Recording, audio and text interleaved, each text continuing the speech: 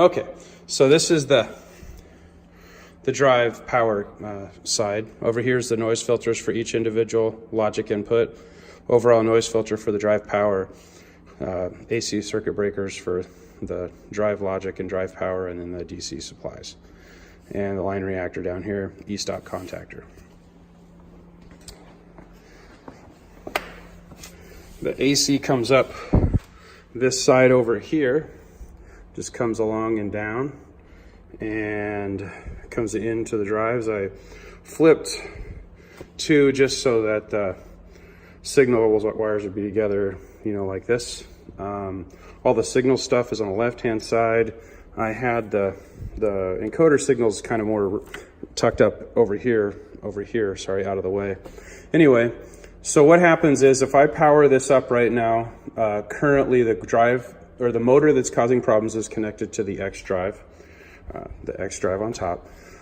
So when I power up, here in just a second, so I just turn on the contactor here, and this is the state it boots up in. So this guy's sitting here kind of chattering.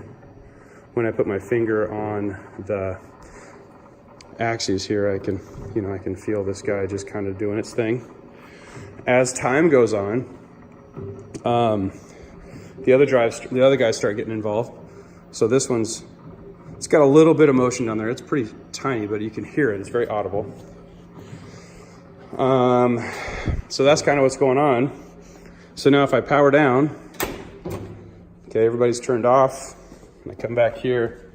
I'm just going to remove the AC supply to both logic and drive power on the drive in question, or the motor in question, sorry.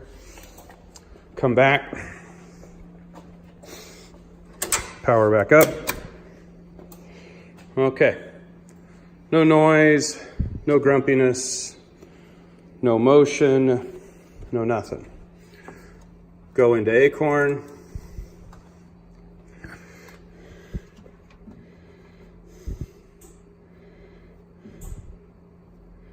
Do a jog around here. So that axis moves just fine. Oh, here, I got to reset this little tool touch off. Okay, so drive moves, or axis moves. And remember, that's currently connected to what would be the Z drive. And then here's the gantry motion. Moves really nicely.